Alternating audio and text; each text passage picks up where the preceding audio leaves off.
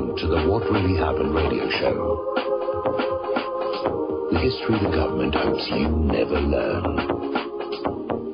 Here is your host, Michael Rivero. And aloha, America. Welcome to our show. It's Tuesday, September 17th, 2013. We got a lot of stuff to talk about today.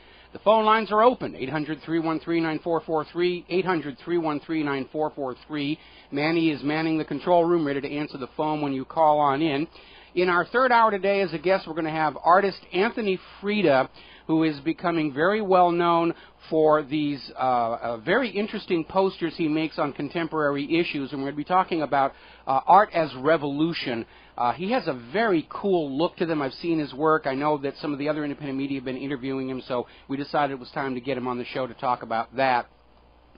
Now, as we go to airtime here, basically the FBI is having another press conference about the shooting at the Washington Navy Yard yesterday. They are confirming what we already knew. There was no AR-15. That was just something that was being put out there by the gun grabbers to say, oh, we've got to ban assault rifles. We got to do this. There was no assault rifle involved. It was a handgun and a shotgun, mostly a shotgun. Before we go any further, a little historical note. On this day, in 1787, the United States Constitution was signed into law. And it is still the supreme law of the land for anybody not inside Washington, D.C. or Wall Street. But, you know, the Constitution, use it or lose it here. Now, yesterday when this shooting happened, I raised the possibility that we were dealing with yet another in an all-too-common series of occurrences where people on prescription psychiatric medications just fry their brains and go postal, and it's looking more and more like this is what happened in this case. And this doesn't mean that everybody in the country isn't trying to spin this tragedy for their own particular agenda. Again, the false claims about an AR-15 shows. Never let a good crisis go to waste, and I think the huge reaction going into the Navy Yard is everybody was hoping it would be a Muslim or it would be a Syrian or an Iranian or somebody they could use to push the war agenda, and they're coming up short because Aaron Alexis is a Buddhist, and he's a Navy reservist. He was actually apparently one of the people on the ground during 9/11, from which he supposedly was suffering post-traumatic stress disorder, and he had mental issues.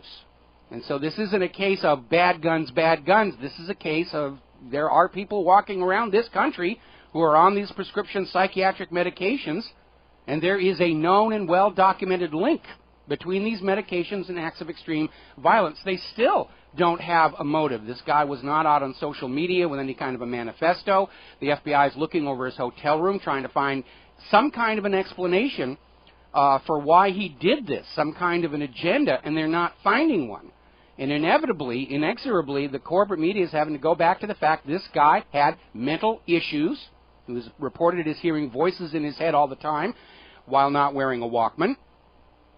And this is going to put renewed focus on this issue that these medications are extremely dangerous for a susceptible segment of the population.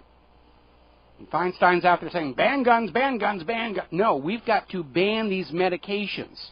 They're not all that efficacious. The theory under which SSRIs are supposed to work has already been demonstrated to not work. You can't just stop up the serotonin and figure that's going to fix things, because sooner or later it breaks back through the barrier, and that's when things go wacko. And the most dangerous time is when people are coming off these medications. When they're on, they can kill themselves or kill other people, but when they're trying to withdraw, that is the time of peak danger for all of these things. And we do have this resource page over at whatreallyhappened.com where you can go in and find more information. There's ssristories.com. There are all of these YouTube documentaries that talk about this problem. It is a known issue. But corporate media doesn't want to talk about it because they risk losing those lucrative pharmaceutical contracts. Congress actually held hearings on the problem but chose not to do anything because Big Pharma is a huge campaign donor every election cycle. And that's why you're not being told this. Oh, it's just easier to blame the guns. We'll blame the guns. But there are indications that Aaron Alexis was very likely on these prescription medications. And He was being treated by the Veterans Administration for symptoms of paranoia, sleep disorder, hearing voices in his head, post-traumatic stress disorder. What do they prescribe for these things? SSRIs. And paroxetine being one of the most prescribed medications for this purpose. And paroxetine is listed as the number 3 top violence-causing drug by the Institute for Safe Medication Practices. And this is all done from FDA figures. The FDA has the statistics. Pristiq, Paxil, Prozac are also on that list of the top 10 violence-causing drugs. Alexis apparently suffered blackouts, including one during his confrontation in 2004 when he shot out the tires of a vehicle, which is one of his arrests. Now, blackouts are a common side effect of SSRI drugs. Alexis also had anger management issues. What do they prescribe for anger management? More SSRIs. And we know there's a very, very long, well-documented link between these prescription medications and all the mass shootings being waved at us by the gun grabbers. Now, as far as using the Aaron Alexis shooting for any other agenda other than the gun grab, that has fizzled. Like I said, he's a Buddhist, an enlightened Buddhist. He drank. But he was a Buddhist. He's not a Muslim. They can't blame the Mideast for it. It's just kind of fizzling up on the whole situation. And apparently he was a contractor for Hewlett-Packard at the Navy Yard and had recently been fired. So it's just looking like it's a classic disgruntled employee. He was apparently let go earlier in the year, couldn't find a new job, was out of money, verge of homelessness, and that and the medications, and we have this horrible, horrible tragedy. But again, the story that he had an AR-15, he was using an assault rifle, was complete fiction. Even the FBI is saying, no, he didn't have that. He had a Joe Biden-recommended 12-gauge shotgun. All right, we got some phone calls here. Mike in Oregon, aloha. Mike, welcome to the show. What's on your mind? Aloha. I was listening to the rebroadcast first hour from yesterday. You said download that PDF or something, big document PDF, keep it on the computer to show everybody when they argue. I'm on the website now. Right next to your picture, I'm not going to repeat the title, but under the thing, you know what it says. Where can I find this? I don't see it. I see this might scare because I think for the day. Where is this thing? Okay, what you want to look for is an article that says, so you think military intervention is a good idea. And it is on the main page right now because I bumped it to the top earlier this morning. And it links to the actual article, and at the bottom of the commentary and the bottom of the article is a link to the PDF version of that article that you can send as an email or fax attachment. Or you can simply send the link to the article itself because it's not going anywhere anytime soon. And the whole point of that article, it's just a repeat of my here's your rifle, here's your parachute, that commentary that I use against all the warmongers, and it's coupled with very detailed and sourced histories of the deceptions that got us into World War I, World War II, the Spanish-American War, Vietnam, Saddam's nuclear weapons, and on and on and on. And the whole point of asking people to have this material to send to all of the warmongers in the government and the media is we have to break their confidence that they can succeed in lying us into more wars. They still are absolutely clinging to that belief that if they just make the lies big enough and bad enough that we, the people, will just forget all about all the problems with this country and we'll salute the flag and we'll follow them into Syria and Iran and Russia and China. And we need to basically shatter that confidence. We need to make them doubt as a way of forestalling more wars and more false flags. So this is what we're trying to do. Doesn't matter if just one person sends it in, but if they're getting it emailed to them from hundreds and thousands of Americans, they'll get the message. We, the people, are not buying anything the government and the corporate media tells us at face value. Okay, we got to take a break for commercial. We'll be right back after these words from our sponsor. America, welcome back to the show. And just a wrap-up comment. Even if you don't want to use my article or my PDF, I don't really care.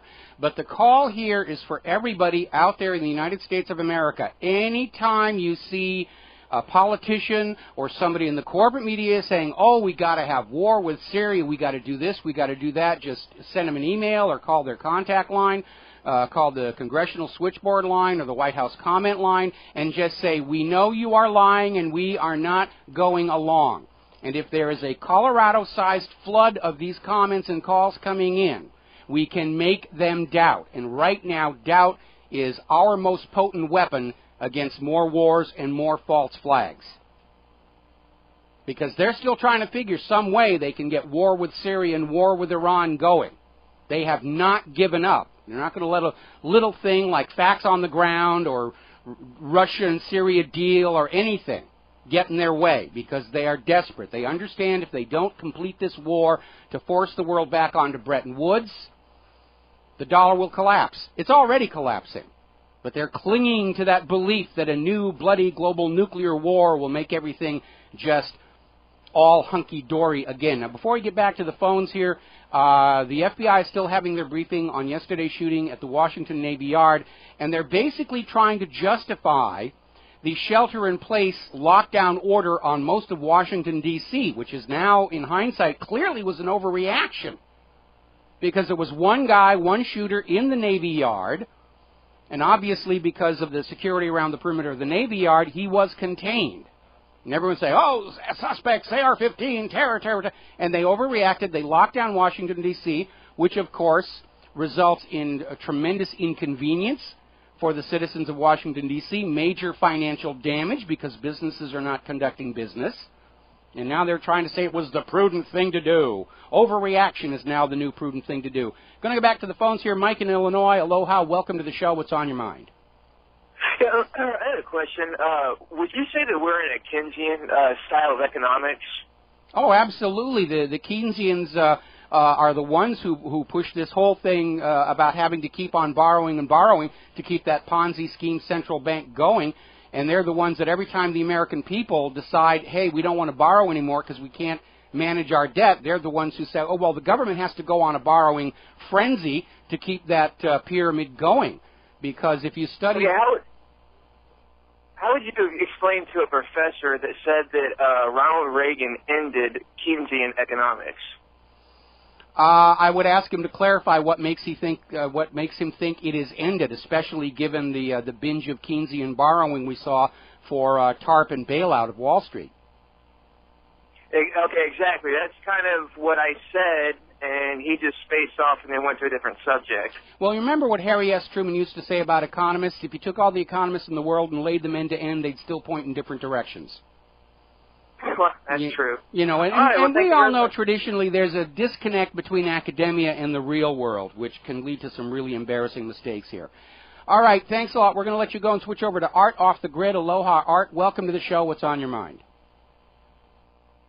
Art, are you there?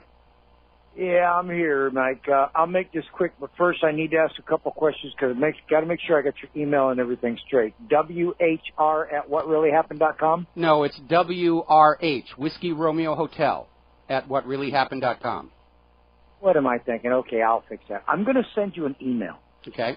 And it's titled Navy Yard Shooting, dated September 15, 2013. Now, there's a couple of attachments on here. One is a document, the other one's a PNG. Now, can your computer read PNGs? Or does it my computer can pretty much read anything, but don't bother sending them because I've already been sent them 20, 30, 40 times. They've already been debunked, okay? And the reason they are out there, along with all these videos... Art, hang on, please. The reason these are out there, again, everybody is using this crisis to push their own particular agenda. Now, the Wall Street Journal on their radio show earlier today started championing a call that now is the time to bring the Internet under control, to control the flow of false bad information, to enforce the public going back to reliable, dependable corporate media sources. And so I've been expecting that more of this poison the well nonsense was going to get planted on the net, like they did with the no plane at the Pentagon on 9/11. Because they're trying to find a way to discredit and embarrass the independent media because otherwise they're losing the war for the minds of America. And so there's a lot of junk and nonsense being floated around. But as of this point right now, it looks to me like this was just a classic disgruntled employee on SSRIs whose brain melted down and he went on a shooting rampage. And they can't find any other reason or motive for this guy to have done what he did. And so those pages that claim to report the story a day early have already been debunked. the videos that are out there trying to claim that this it's nonsense and junk. This appears to be a genuine tragic shooting, but of course everybody is trying to use it to push their own particular agenda. Right now the gun grabbers are going ecstatic about it. The other agendas trying to use this to push war on terror all fizzled because this guy isn't a Muslim, he's not Syrian, he's not Iranian, he's just a regular American with a military background being treated by the Veterans Administration Hospital for mental disorders. Again, the most commonly prescribed treatment for the mental problems this guy was experiencing are these prescription antidepressants, which we know are a major problem. And that is really where it lies. Anything else, Art? I'm sitting here. I'm looking at the website right now, the Daily Courier. Okay, Art. Okay, we're dismissing this, okay, because it's already been debunked and discredited. They're saying that the confusion is from time zones and international dateline, and it's a non-issue. It's a non-issue. So we're going to let you go here. Thank you very much, and we're going to move right along. And again, something you need to be aware of. The corporate media and the government absolutely hate the Internet. They hate the independent media. We had John Kerry the other week saying that the Internet and the independent media makes it impossible to govern the American people. That Syria backlash was a wake-up call for a lot of these people. And now they're thinking, how do we shut it down? How do we trick them? How do we embarrass them? So that people will say, oh, you know, we can't look at what they're talking about here. And I get a lot of people trying to plant junk stories on my website about UFOs and chemtrails and HAARP and Christian miracles and all the rest of that stuff, which I promptly delete because this website is all about hard political, economic news. Alrighty, moving right along here and getting back to the gun grab. Feinstein is out there saying we have to have new gun control laws. And it betrays her agenda, because what's going on here, we have another nutcase with a brain melted on prescription psychiatric medications, goes postal, shoots a bunch of people, and Feinstein's answer is that we should take guns away from sane, healthy, law-abiding citizens. That's always the agenda.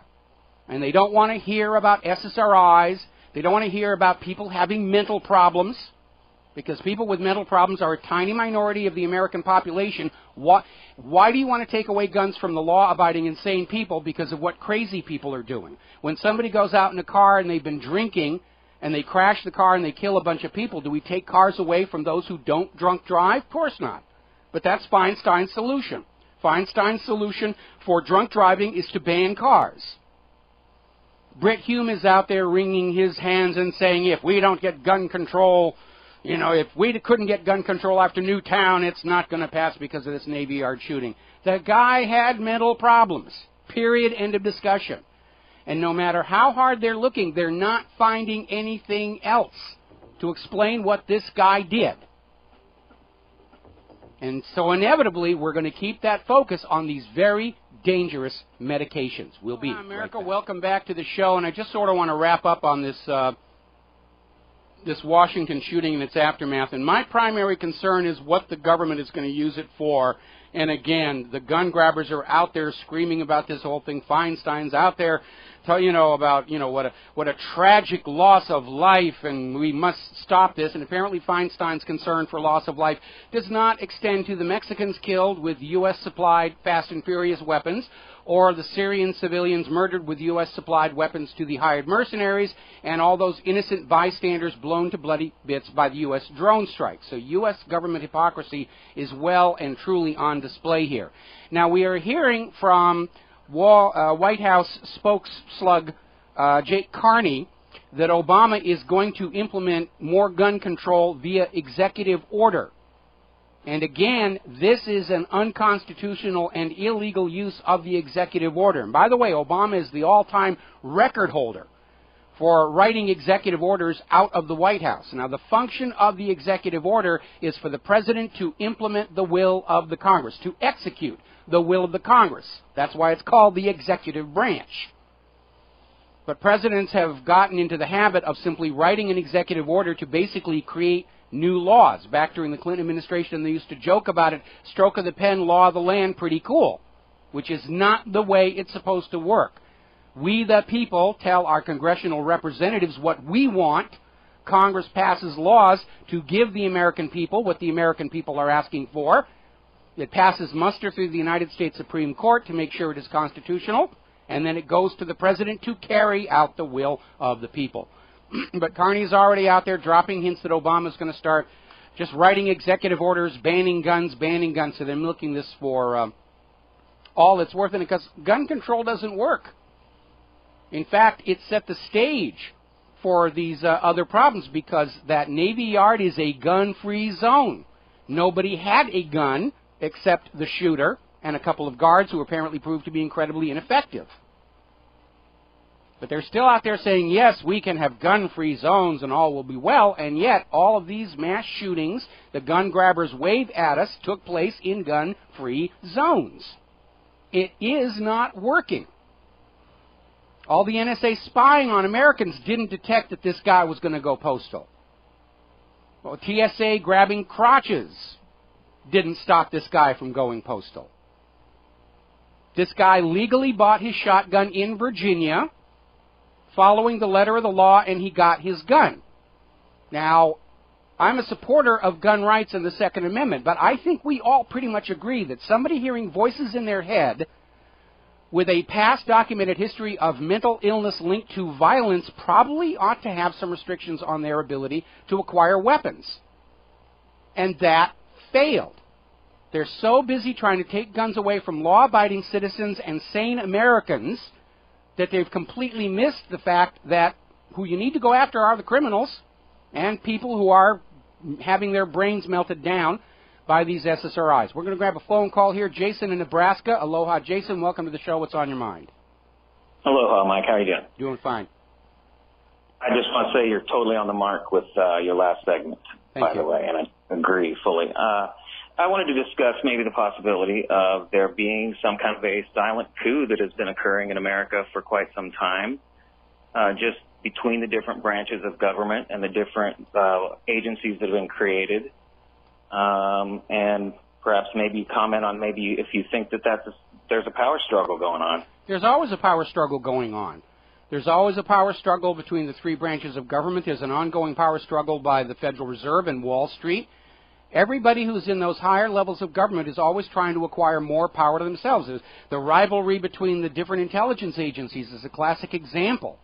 Turf wars going on. So there's always a power struggle going on. The Founding Fathers set up this nation intentionally in a way to limit the damage these power struggles were going to accomplish by dispersing power across the several states and limiting the central federal government. Unfortunately, following the Civil War, the federal government really arrogated to itself huge amounts of power and authority, and the more tightly power and authority gets concentrated, the more it becomes a target for corrupting influences.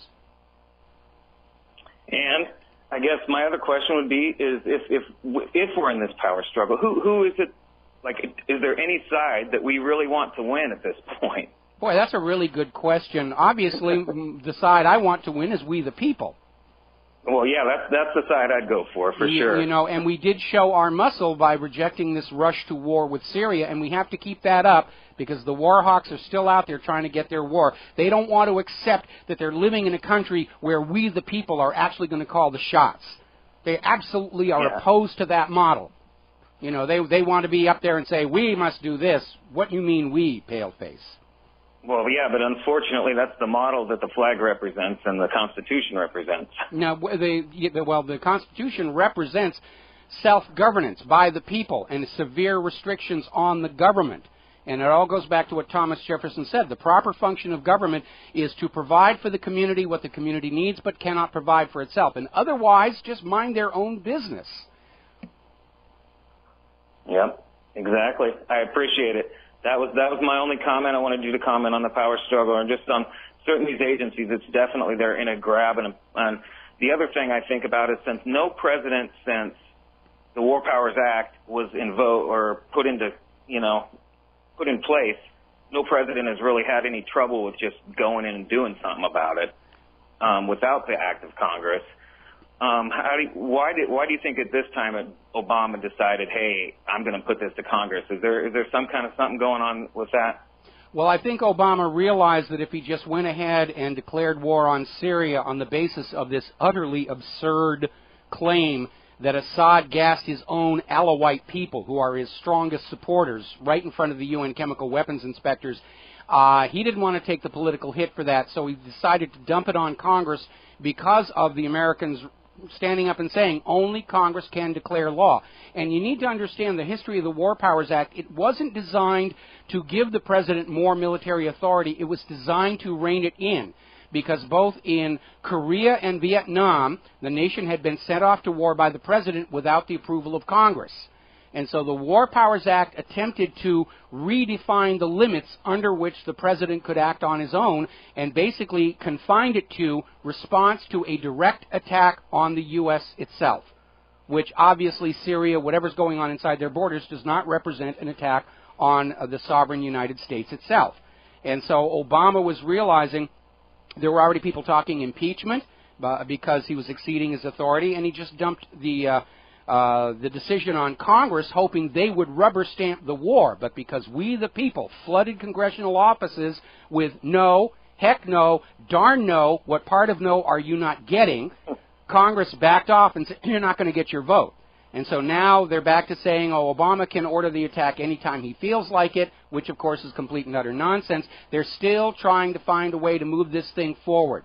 Because if they don't get their war in Syria and Iran, if they don't complete the war to force Bretton Woods on the back of the world, onto the rest of the world, the dollar is going to collapse completely, because more and more nations are moving away from it. They don't want to have anything to do with it anymore. Yeah. And I guess when I looked at it initially, I was thinking of maybe it was kind of a snub to Congress and saying, look, you want your jobs are all up for re-election too, so let's see how you handle it.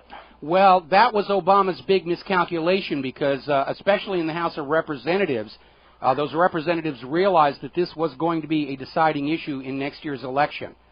And that's why it quit. And the open and blatant campaigning and lobbying by AIPAC, I think they hoisted with their own petard, because now the American people... What I'm saying. That must have been a hard one for them to deny, with that AIPAC lobby breathing down their neck. Well, again, it created a political climate where anybody who voted for the war was going to be seen by the American people as obeying a foreign government rather than the will of the people, and that's definitely an election loser rather. AIPAC is already out there saying they're going to stop lobbying Congress for war, at least in public. I'm sure the backroom deals are going to continue. But yeah, it was a major miscalculation on the part of several people, and it's a reminder of just how really out of touch Washington, D.C. and AIPAC and Wall Street are with what the American people are thinking as a whole. Amen. I appreciate your time, sir. All right. Thank you very much. We're coming up on another commercial break, and I'm going to put down this whole Washington Yard shooting. Yes, the gun grabbers are at it again. I don't think they're going to get a lot of traction off of this one, especially with the lie about AR-15 already exposed. When we come back, we're going to talk more about the rush to war in Syria and how everybody's trying to spin the United Nations Inspector's Report. We'll be right back. Aloha, America. Welcome back to the show. And as I said earlier in the program, those who want these wars to continue are desperate and will say and do anything to get their way. Now, the United Nations report on the chemical weapon attack in Syria on August 21st is now out. And remember, the original mandate from Ban Ki-moon to the United Nations Chemical Weapons Inspectors is determine whether chemical weapons were used, and that's all. Do not try and assign blame or culpability. Probably because of that embarrassment earlier in the year where the U.S. was saying Assad did it, and the UN report came out and said actually it was the rebels. Didn't want to go through that embarrassment again.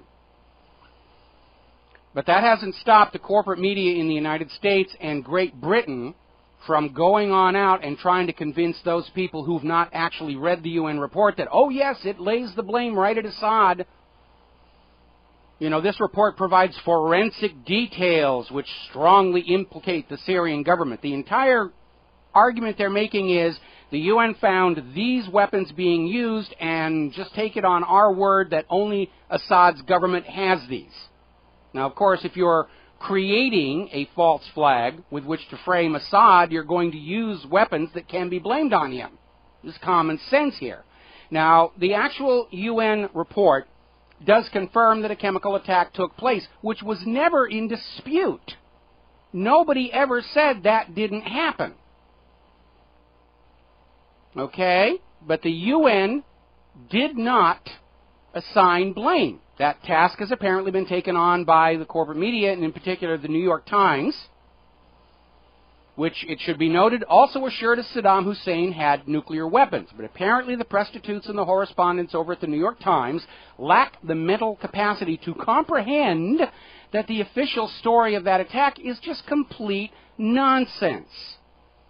The victims of that August 21st attack have been identified as Alawites, who are strong supporters of Bashar al-Assad. They're his people, his supporters. So what the U.S. government is trying to sell you through the New York Times is that Assad allowed UN chemical weapons inspectors into Syria, and on the very day they arrived, launched a chemical weapon attack against women and children of his own supporters, along with some of his own soldiers, right in front of those inspectors. And if you believe that one, I have some of Saddam's nuclear weapons to sell you. And again, the fastest way to spot a government or media lie is to look for what should be there and isn't. And in the case of this claim about the August 21st attack in Syria, what should be there and isn't is a motive for Assad to do something that stupid. Gassing women and children, especially Alawite women and children, serves no military purpose for Assad. And certainly it does not help him politically. 70% of the Syrian people are supporting Assad. He's not going to do anything that is going to anger and alienate his own supporters against him. But apparently this simple logic is beyond the capability of the people working at the New York Times. Or at least they're out there hoping that it's beyond your mental capability to realize what an absolute crock of USDA choice bovine excrement this whole story is. And other analysts are already out there pulling apart the New York Times and the British media version about, oh, how the UN report, it definitely blames Assad here. And I'm looking at one here coming out of Activist Post here. And the arguments break down, as I said before, oh, the weapons used are weapons the rebels would not have. Well, they're trying to claim a negative, and students of logic understand you can't do that. The Washington Post is out there saying that these larger rockets that were used require technology that the rebels do not have. You know what the added technology is for these larger rockets? A larger piece of pipe, because that's what they use to launch these. These are unguided rockets. They're fired from a tube.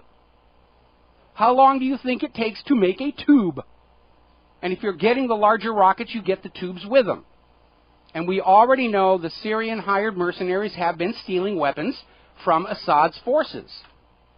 So the idea that we should all go along that Assad was behind this chemical attack because only Assad has these weapons is nonsense on the face of it. Remember, the government of Turkey just handed down an indictment against some of the hired mercenaries they arrested on their side of the border in possession of sarin.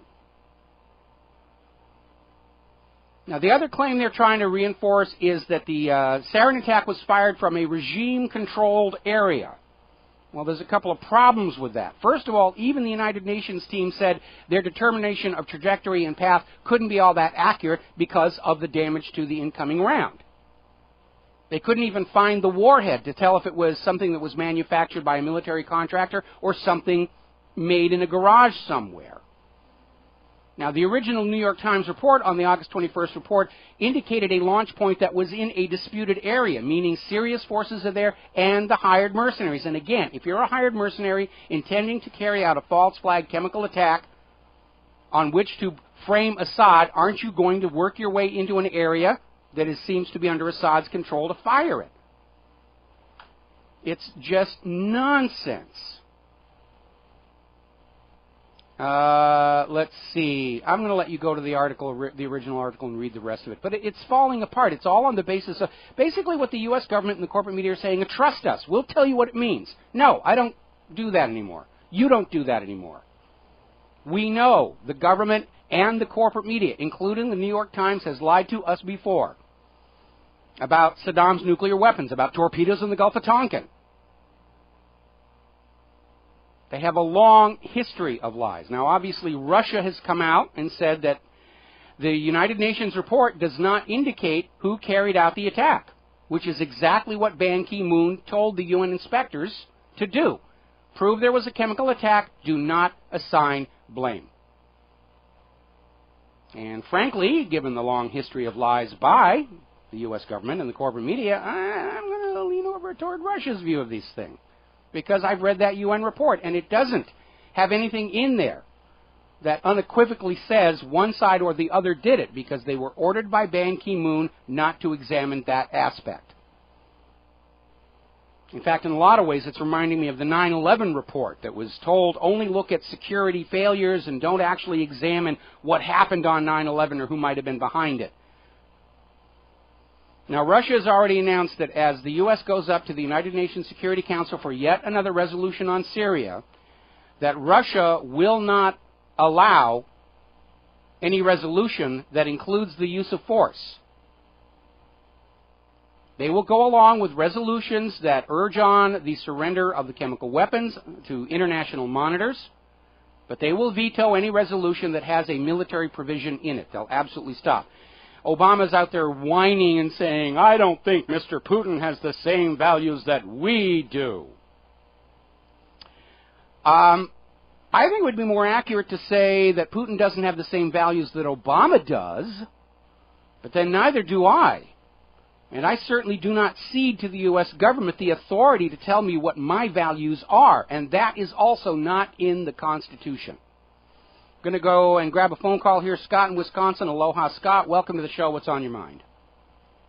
Hey, Mikey. How you doing? I'm watching you on the band today. There, love the sword on the back of your wall there, big guy. Oh, that was a present for my birthday. It's a recreation of the Conan sword. It's not actually combat worthy, but somebody sent that to me. Because I worked on the original movie many years ago, and okay, all right. You know, but hey, I couldn't actually trim the bougainvillea with it. Yeah, I just wanted to say a couple things, brother. Yesterday I read on a report. Did you hear anything about Syria had a helicopter over in Turkish airspace and they shot it down? Turkey is saying that the helicopter was in their airspace. Syria is saying it was flying along the border, and it appears to be yet another attempt at a provocation. I think Turkey was hoping if they shot down the chopper, Syria would respond, and they could get their war going that way. But Assad is playing this very, very cool. Yeah, Michael, I want to stay over if I can. I got one more thing to drop. All right, we're going to keep you over here past Phyllis Shapley in the commercials, and we'll be right back. Welcome back to hour number 2 of our program. We're going to go back to Scott in Wisconsin. Scott, aloha, what's on your mind? Hey, Michael, you're looking good. Michael, my 3-year-old son's watching you right now when he's eating his lunch, and he thinks you're handsome. But, hey, Mike, I wanted to tell you this. I wanted to share this with you. With the pattern that's going on right now, number one, to control the people with the drugs. Number 2, America infrastructure is destroyed. Number 3, trying to take over all the guns. And 4, the collapse of the dollar. And number 4, the war machine goes on. And Mike, what with this situation with all this stuff of the dog vomit being thrown at us every day, working on the human American mind. There's another shooting. There's another shooting. You know, grab the guns. It all leads down to what I was talking to you in the past, brother, about all Homeland Security purchasing all those hollow point bullets. And I think this all goes down to control the people in martial law.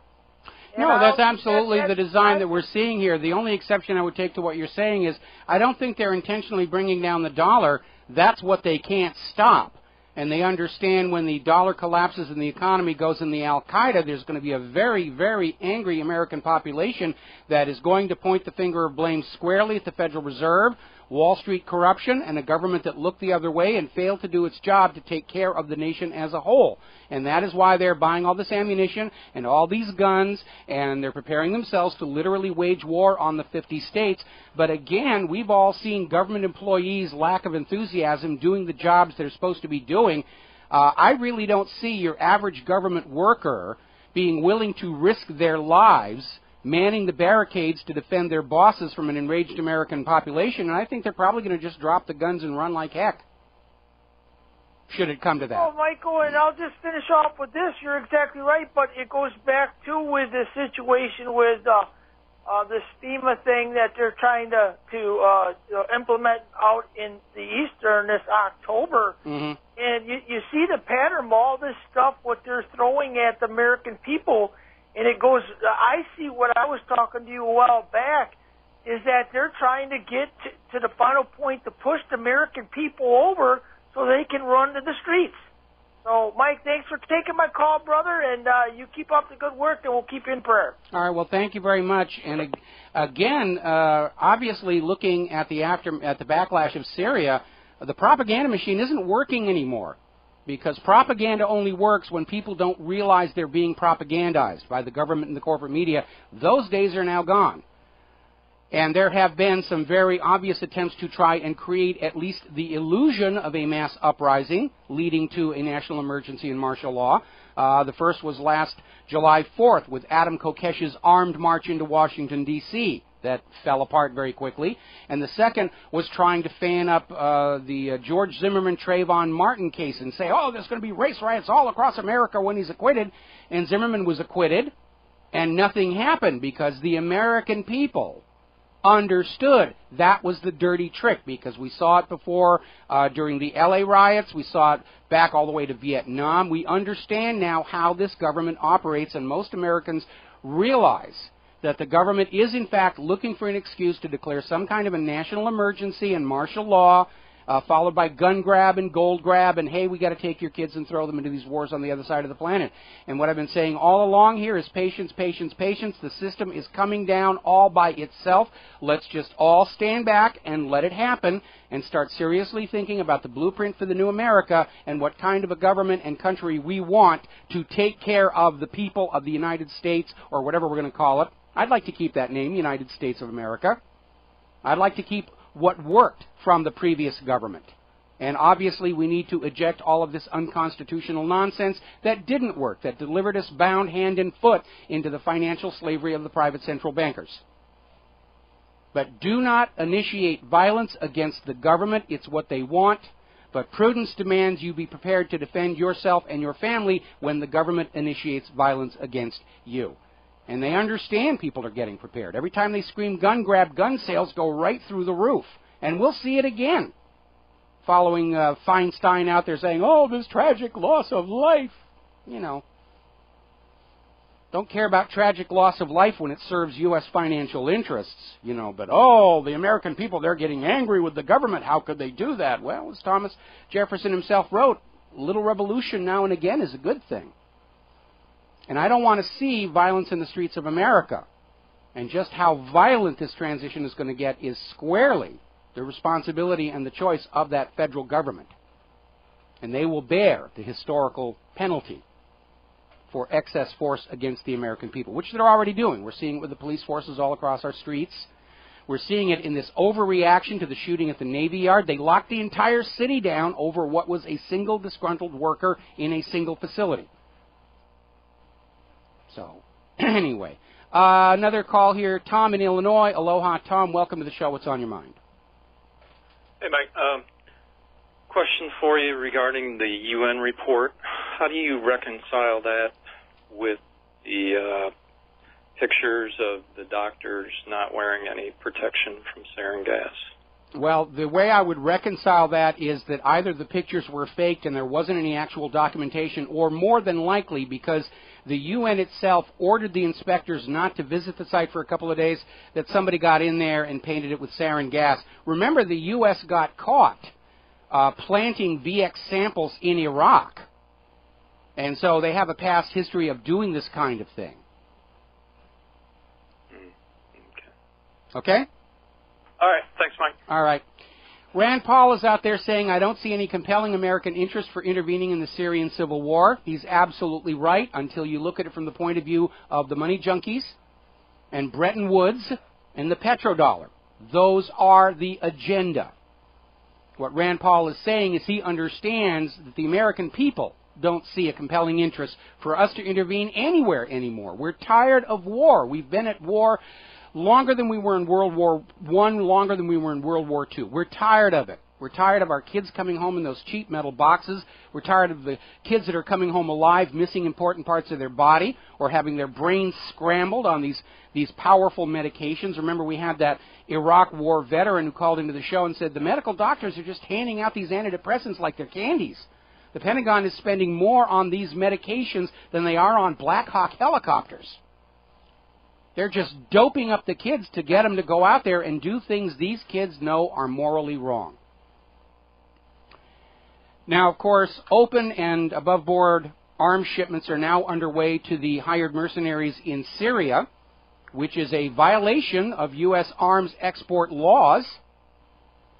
And apparently Obama has now signed another executive order basically waiving the U.S. government ban on arming terrorists. Because we know that some of those hired mercenaries inside Syria are Al-Qaeda. They're declared a terrorist organization. It is against U.S. law to give them weapons, and Obama just signed an executive order saying, it's okay for me to do it this time. And again, that is not what the executive order is supposed to do. It is an unconstitutional breach of his limits on his office. The president is supposed to be limited by that Constitution, which is amazing. He may have been a constitutional professor, and there's actually some doubt that he was ever actually that either. But he certainly does not seem to understand that it does, in fact, apply to him. So Obama's out there in his speech following the Navy Yard shooting, denouncing guns. Guns are bad, but he's still sending them over to the hired mercenaries in Syria. Fast and Furious was giving them to all those Mexican drug gangs. What Obama is really saying is he doesn't want guns in the hands of the American people. That's what he's really saying, and that is a violation of the Second Amendment. And apparently a lot of people picked up on yesterday's story about this school textbook that has completely rewritten the Second Amendment to brainwash our kids that they're only allowed to have guns if they're in a state militia, and that is not what the Second Amendment says. They're brainwashing our kids. It's right there in black and white. We'll be back after these words. America, welcome back to the show here. And speaking about banned chemical weapons, we're seeing all this brouhaha about Syria and sarin gas, and yet back in 2009, when Israel was bombing Gaza, photographs surfaced showing them deploying white phosphorus as an incendiary into residential areas of Gaza during Operation Cast Lead.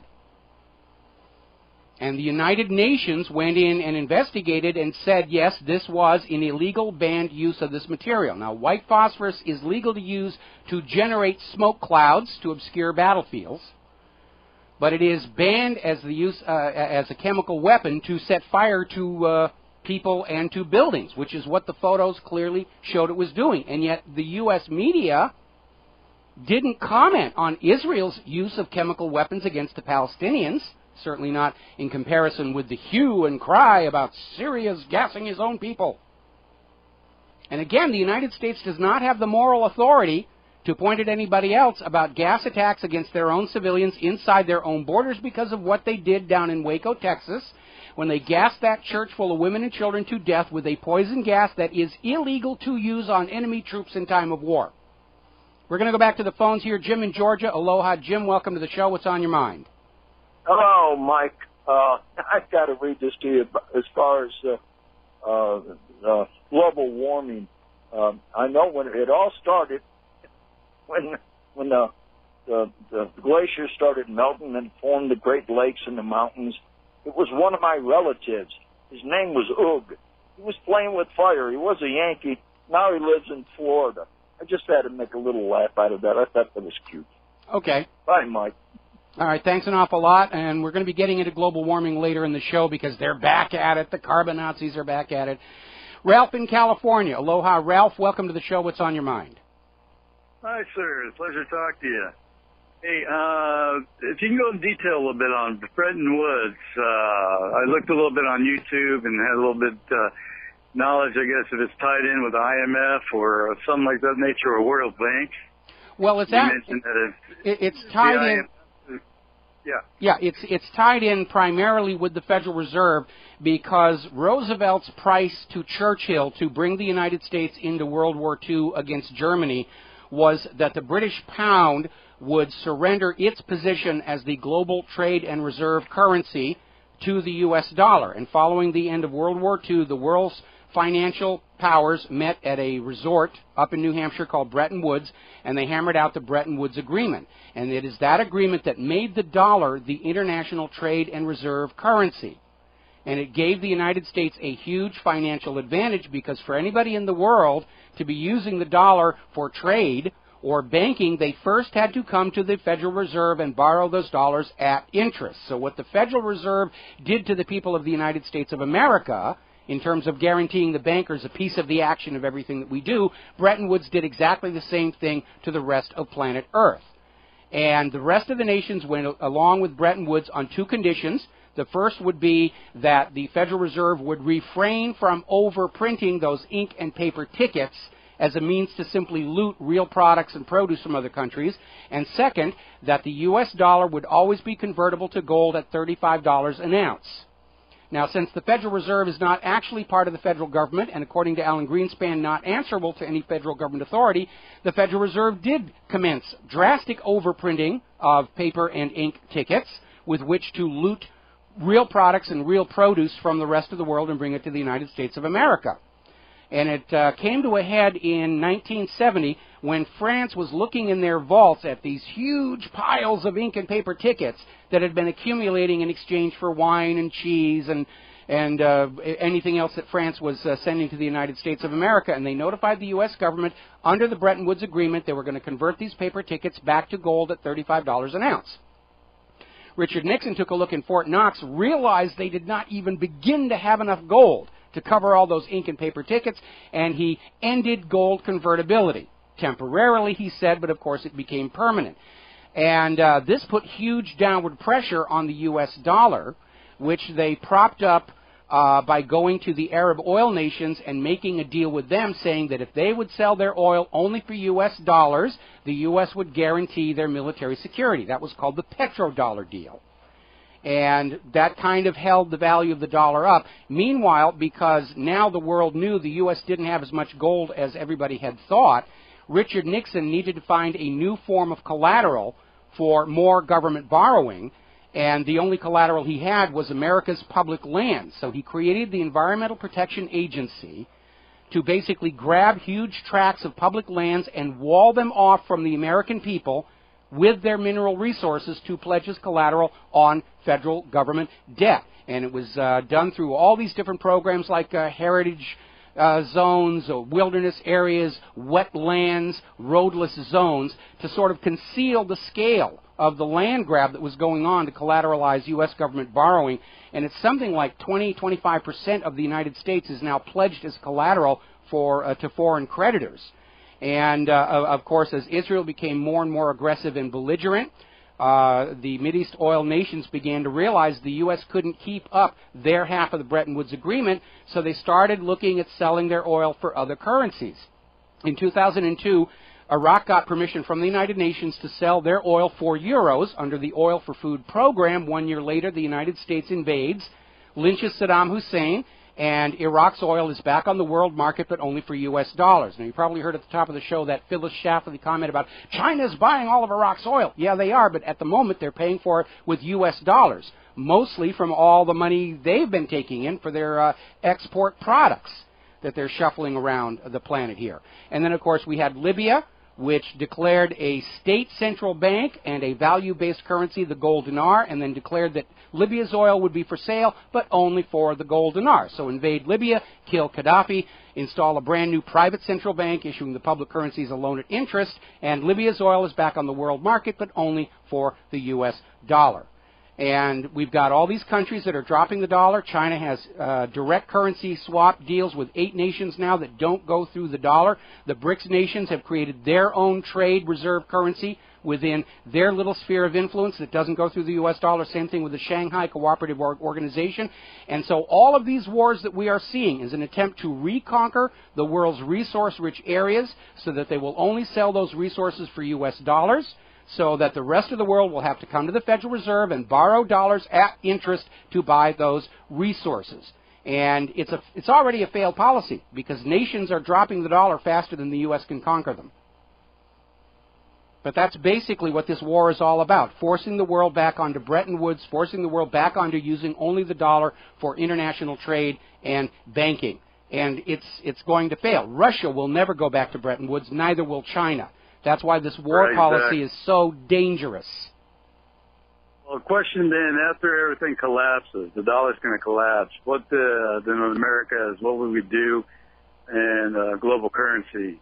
What do you see forthcoming? Well, I don't think the American currency, whatever it is going to be the global trade and reserve currency anymore. It's probably going to be the yuan or some other concocted global trade and reserve currency. But the United States is definitely a nation in decline, and it's been brought down by a banking sector that got very lazy, just gaming the system for wealth. They abandoned manufacturing. Our agriculture has just been destroyed by this GMO experiment. Nobody wants to buy our produce anymore. And a government that just went along with whatever the corporations wanted to do because that would always fatten up those campaign contribution checks. I think in the aftermath of the coming crash, Americans are just going to have to work on making America work for the American people and stop going around the world trying to force everybody to buy and sell using whatever currency that we have. We've got to take a break for commercials. Back with more phone calls after the aloha. Welcome back to our show here. We're going to go back to the phones. Al in California. Aloha, Al. Welcome to the show. What's on your mind today? Hey, Mike. Quick question. I'm at work, so I'll wait until I get home to hear your response. I was just wondering if you've ever heard of Kurt Collenbeck and his 3 YouTube videos, Season of Treason. Yeah, I did a quick web search on him, and I haven't looked at the videos, but I'm aware of him. Okay, yeah, I just looked at them this weekend, and they're very interesting. I haven't had time to research them either, but he makes some very interesting points, and the Federal Reserve and the World Banks are a big part of his input. But he also has some very interesting facts about, the U.S., quote, incorporated, and the fact of birth certificates, which I found very interesting. Anyway, I was just wondering if you had any input on it. And not really. Haven't studied him enough to know. But obviously, looking at the history of the United States, I mean, it's been a very slow process of taking the birthright of the American people and privatizing it and commoditizing it in order to sell it back to us. And it's basically, he's saying that after 1933, every person born after 1933 was an orphan, and that your title was actually sold to the District of Columbia. I would disagree with that, and obviously we've got a bad phone connection, so I'm going to let Al go here. But I think this tendency for corporations to privatize our natural birthright is best exemplified by a recent comment that came out of the CEO of Nestle, who came out and said there is no right to water, that water should be commoditized and marketed and sold to you. And that, of course, is the hallmark of a fascist economic state where the people own nothing and must buy or more often rent everything they need from the financial interests. And Wall Street seems to operate on the theory that they own the country. They certainly own the government, but they don't own me. And I would maintain, going back to this use of public lands to collateralize government borrowing, that too is not in the Constitution. The federal government does not own the public lands. We do. We, the people, own them. And the government did not have a right to pledge them as collateral on a loan any more than I have a right to pledge my neighbor's house as collateral when I go and borrow money. It was a theft from the American people, and that's why Nixon hid it behind environmentalism and the EPA. They're not protecting the environment. They're grabbing land to use as collateral for government borrowing here. Getting back to chemical weapons, Israel, of course, is now feeling very, very nervous because this focus on Syria's chemical weapons and the Russian-Syria deal to surrender them is now resulting in world attention being focused on Israel and its chemical weapons arsenal. And the pressure is now on for Israel to ratify the Chemical Weapons Convention, which Israel signed but did not ratify. Now remember, the process for treaties in every country is the head of state can sign a treaty, but it does not become force of law until it's ratified by the legislature. And that is true here in the United States of America. It's true over in Israel. And so Israel signed the Chemical Weapons Convention, but they never ratified it, which is why they felt they were perfectly, okay to drop burning white-hot phosphorus on the people of Gaza and back there in during Operation Cast Lead. And now the world is saying, okay, if we're going to start freeing the world from the curse of chemical weapons, it has to apply to everybody, including Israel, and including the United States of America, which has signed the Chemical Weapons Convention and ratified it, yet still maintains huge stores of sarin and VX and various other nasties in various bunkers in places like Kentucky, under the excuse of, oh, it's going to take us 10, 20 years to decommission these. Now then. Apparently the Israeli embassy is very concerned about popular American TV shows that are starting to have the courage to depict the Jewish lobby's influence in America in a critical manner. And they're out there saying, oh, no, you should never talk about, the Israeli lobby or AIPAC, in a negative way, because it could lead to conspiracy theories about Israeli control of American politics. Well, it's a little too late for that, given AIPAC's song and dance trying to get Congress to go along with war in Syria. And as I mentioned earlier in the show, the pro-Israel lobbies have announced that they are going to suspend their lobbying efforts on the Congress regarding war in Syria, at least in public. I don't think for a second that the backroom deals and late-night phone calls are going to stop. They're just not going to be up there on the steps of Capitol Hill where they can be seen and videotaped by the American people. Now, apparently Ambassador Oren came out and admitted Israel has wanted Assad ousted since the Syrian war began. And it's just one more confirmation that a huge amount of this American foreign policy is being driven and aided and abetted by Israel. First of all, Israel has turned out to be the source of much of the now discredited evidence used to claim that Saddam had nuclear weapons. And it turns out that the U.S. government is relying on more evidence from Israel that Assad is using gas on his own people.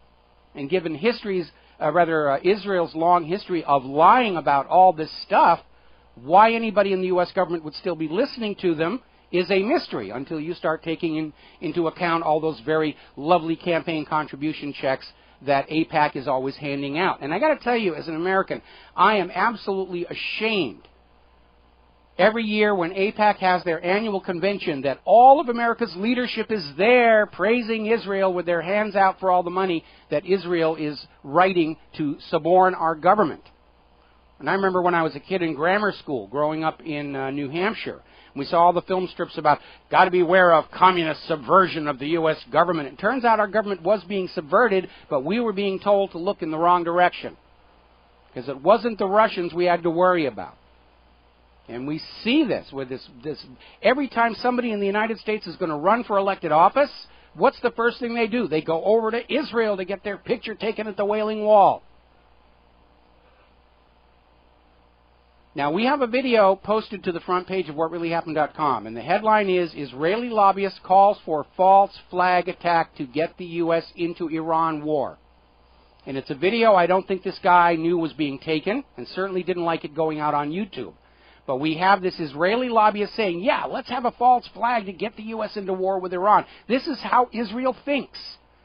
Israel lives by the false flag, by deceptions, by dirty tricks. Whether it's attacking the USS Liberty and trying to frame Egypt for it, blowing up British and American assets in Egypt and framing the Egyptian Muslims, bombing the USS Cole, blaming Yemen for it, smuggling that phony radio transmitter into Tripoli to trick Reagan into bombing Gaddafi, and it goes on and on and on and on. Now, Israel's non-governmental organization, Shurut Hadin, which was the organization that sued Jimmy Carter over his book calling for a two-state solution, is now threatening to sue Facebook unless they ban Facebook pages for any Iranian officials. They're claiming that the fact that 15 top government Iranian ministers have Facebook pages is a violation of the sanctions against Iran, and they're trying to shut them down. You're not supposed to know the other side of the question, just whatever Israel and the U.S. government and the corporate media want you to think, that's what you will have. Don't you dare go looking over and see what life in Iran is really like, because it might undermine the propaganda here. Speaking of double standards and hypocrisy, we're getting this story out of Bahrain, where their law enforcement is now in a regular habit of detaining children of political dissidents who are then maltreated, bordering on torture, in order to extract confessions or at least discourage their parents from speaking out against the government. Now, with all the hue and cry about how children are being maltreated by the Syrian government, why are we not hearing the same thing about the maltreatment of children by the Bahraini government? Well, because Bahrain is friendly. Bahrain uses the U.S. dollar. Bahrain allows U.S. military forces to deploy from their territory. And by the way, torturing children of dissidents is not a new tactic. The CIA was using it down in Chile after they overthrew the democratically elected government of Allende and put in the dictator Pinochet. The CIA and the Pinochet Secret Service made a regular habit of silencing political dissent by grabbing them all and torturing the kids while making the parents watch.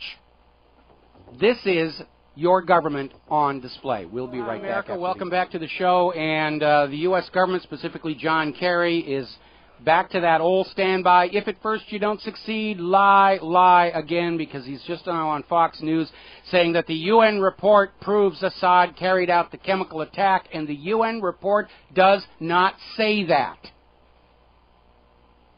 The UN investigators were given a mandate by Ban Ki-moon only to determine if chemical weapons were used, and they were explicitly forbidden from finding out who did it. The entire argument that this UN report places the blame on Assad is the claim by the U.S. government that the actual munitions used are not used by the rebels.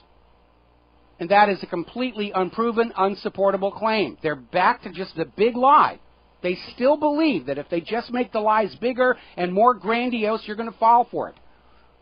Remember, Adolf Hitler, in his book Mein Kampf, issued a warning about the big lie. The bigger a lie is, the more people want to believe it. And that's exactly what they're doing here right now. Remember, this whole story is absurd on the face of it, because what they're trying to get you to believe is that Assad allowed UN chemical weapons inspectors into his country, and on the very day they arrived, launched a chemical weapon attack against women and children, Alawites, his own best supporters, and some of his soldiers, right in front of those UN inspectors. And what they don't have is a motive for why Assad would do something that stupid. It serves no military purpose. It certainly does not serve a political purpose. Assad is trying to avoid a direct U.S. invasion. Why would he hand them an excuse on a silver platter? This thing is fake right from the beginning, and they're still out there trying to sell, oh yes, trust us, we're the government. Remember that video that came out a little while ago where Obama was saying, if you can't trust the government, we have a problem. Well, Obama, we do have a problem because the American people don't trust you, and they don't trust the government, they don't trust the corporate media. And a lie sworn to 1,000 times remains a lie. It doesn't matter how many of these highly paid talking heads, and some of them are making million-dollar salaries every year to sell you this stuff. It's still a lie. And if you actually stop and think about what they're trying to convince you of, it doesn't make any sense. Now, Assad may be many things. He may be a narcissistic, egomaniacal, martinet tyrant, as all world leaders seem to be, including our own. But he's not stupid. He wouldn't have the job that he has if he was stupid. He's not going to do that. It's absurd. And this is coming from a government and corporate media that absolutely assured you Saddam Hussein had nuclear weapons he was going to uncork on us all. It's coming from the same government that lied to you about torpedoes in the Gulf of Tonkin. Spanish mines in Havana Harbor. Lusitania not carrying war material. And on and on and on and on. And this is why I wrote that article about, so you think a military intervention is a good idea. And I'm putting it out there for people to use, to send to John Kerry and to all these highly paid talking heads at the network, to flood their inbox with the message that we, the people, aren't buying any of this thing. The only way we're going to stop this rush to war, the only way we're going to forestall the new false flag attack, is to shatter their confidence that they can still lie to the American people with impunity. Creating that doubt. It's going to take all of us working together. If it's just one or two people sending this stuff in, it's not going to work. It has to be a Colorado-sized flood hitting their inboxes to shake their confidence, to make them doubt that they're being believed by the majority of the American people. And that doubt is our most potent weapon against more wars and more false flags. So what is going to be the end result if they go into Syria and or Iran? Russia's already said what their intention will be. They will pour in weapons and supplies from the other side and turn Syria and Iran into a new Vietnam and grind the United States down in a war of attrition. And Russia has the wealth to do it, and the United States does not. Worse, the United States spends something more than the next 26 nations on weapons and war, 25 of whom are allies. And they're not spending the money very smartly. In fact, we're seeing this article here from Vanity Fair about whether the F-35 is ever actually going to be of any use to anybody. It's the most expensive weapon system ever developed by the United States of America. They've spent more than the gross domestic product of Australia. And it is full of design flaws, cost overruns. It can only fly in good weather. The computers that run it still don't have the software they need for actual combat. The naval version can't land on carriers because the arrestor hook is too close to the main landing gear. It's got zero visibility to the rear. It's far heavier than it was supposed to be. It's nowhere near as maneuverable as it was supposed to be. The Pentagon's actually talking about pulling the plug. The helmet fire control system still is not delivered.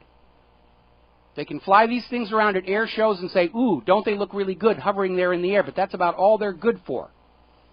And this is continuing a long, tragic tradition of just looting money from you, the American people, and pouring them into weapon systems that really do not work very well. And again, if you have not seen it, there's a wonderful movie called The Pentagon Wars. And it's a comedy directed by Richard Benjamin. And it's based on a book about the true story, the inside story of the development of the Bradley Infantry Fighting Vehicle. Another major boondoggle. Just huge amounts of money going in, making all the defense contractors rich. And it wasn't really very effective at all. And other nations like Russia and China that are not spending anywhere near as much money on weapons development, they're spending it smartly. And even the Pentagon is admitting that if the F-35 were to go up in air combat with the contemporary Russian fighter planes, the F-35 is going to lose.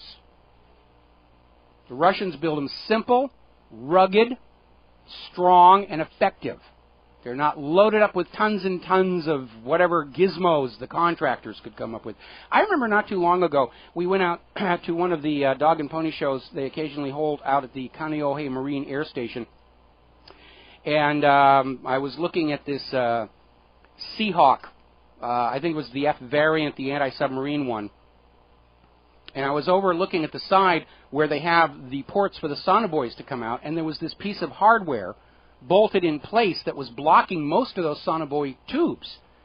And I was talking to the operator, and I said, doesn't this limit how many sonobuoys you can put out? And he goes, well, yeah. And I said, well, who decided to put this gizmo in that location? He said, I was some defense contractor, and it does something that costs a lot of money. They're just junking up our weapon system in the name of profitability here. And we, the American people, spend huge amounts of money on weapons that really aren't all that good. They're danger for the people who are using them.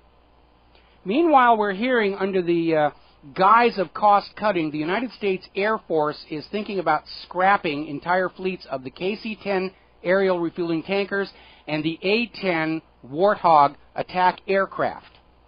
Also some F-15Cs as well. Now, based on past history, we've seen this before. U.S. taxpayer buys these very expensive weapons, and then all of a sudden they get declared surplus, and then they get sold to Israel for pennies on the dollar. And I'm willing to wager a plugged Turkish piastre that's what we're going to see here. It's another way that Israel scams the American taxpayer. Spend $40, $50 million for a fighter jet. Oh, turns out we don't need it. It's now surplus. Sell it to Israel for $500,000. Now, getting back to Benghazi Gate, there's a story coming out now. In the aftermath of Benghazi Gate, all of the employees at the consulate and all the employees of the CIA were required to sign non-disclosure agreements, contracts saying they would not talk about what really happened in Benghazi, which tells you right then and there they got something to hide. There's one CIA employee who refused to sign and has now been kicked out of his job. Does that not tell you they're hiding something about Benghazi? We'll be right back after Phil Shoffley. Aloha, America. Welcome back to the show. Now, as you're probably aware, one of the grand moments for the Obama presidency was his claim that he, meaning people working for him, supposedly killed Osama bin Laden in Abbottabad. And the story was suspect because we here in the independent media know that the real Osama bin Laden died of natural causes in December of 2001. He was already on dialysis. He'd been in the American hospital in Riyadh in July of that year. And since then, we've seen all of these manufactured Osamas who over time got younger and younger and healthier and healthier. And it was just a giant fraud. And I guess enough people realized it was a fraud where they decided to kill the legend of bin Laden and for President Obama to take some credit for it. And we all remember the story.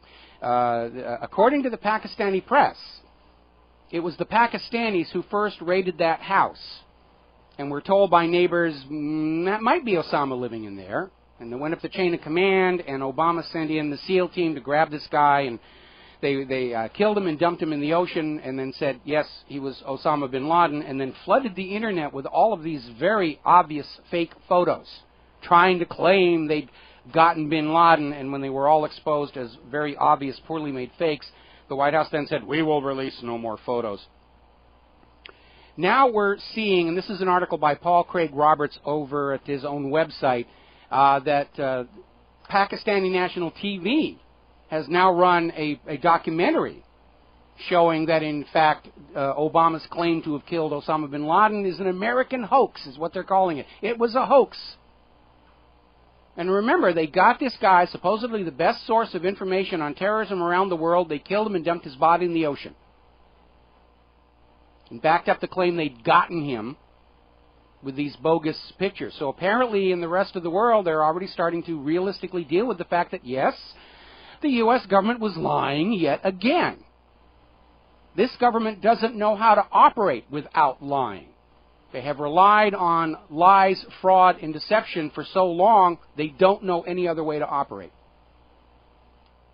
They're not able to evolve and adapt to the new reality of an educated global population, aware, politically aware, and in communication with each other through channels that are not subject to government censorship. And if they can't evolve to meet the new reality, they are doomed to extinction. And in the case of the U.S. government, of course, they're carrying the burden of all the lies from previous administrations. When somebody comes into the White House, the first thing they're told is, you're going to have to keep propping up the lie that Kennedy was killed by a crazed lone nut in a bookstore, and Robert Kennedy was killed by Sirhan, whose gun didn't hold as many bullets as was fired in that pantry. Going to have to maintain the lie there were torpedoes in the Gulf of Tonkin. Going to have to maintain the lie there was a Spanish mine in Havana Harbor. And the burden of maintaining those lies is a huge expense. And that's why I'm convinced this government and this banking system are going to collapse. And we need to be prepared to survive the period of confusion that will result, which, to judge from the collapse of the Soviet Union, is going to be about 3 months. And then be ready to pick up with our own blueprint for the new America, to restart this nation on its original constitutional principles. It was a good plan. And if we'd stuck with it, we'd still be the greatest nation on earth. But we have a government and a banking system that decided, Constitution, it's just a blankety-blank piece of paper. I'm going to do what is in my interest to do here. And those dumb Americans, they'll fall for anything. All righty, let's see. The Occupy Wall Street movement is getting ready to celebrate their second anniversary. And they're going to go back to Zuccotti Park in New York and have marches and rallies all around the financial district in Manhattan, which is going to make the bankers very nervous. And so I'm sure by now they're already hiring actors to go on out there with signs saying we want to be communists and we want to, and, you know, as offensive as possible for the media cameras to focus on, because that's what they did the last time. They're going to scream that the Occupy Wall Street, they're anti-capitalist. No, they're not. They're pro-capitalist. They want this nation to go back to being a capitalist economic system. What they oppose is fascism, which is where we are right now. And let me reprise the definitions when I talk about socialism, capitalism, and fascism. Capitalism is a system where if you make money by putting out a good product or service, you get to keep it. And if you lose money, you live with that debt. You accept the responsibility for your failure, because that's what freedom is, the freedom to succeed and the freedom to fail, and the responsibility to accept either outcome. That's capitalism.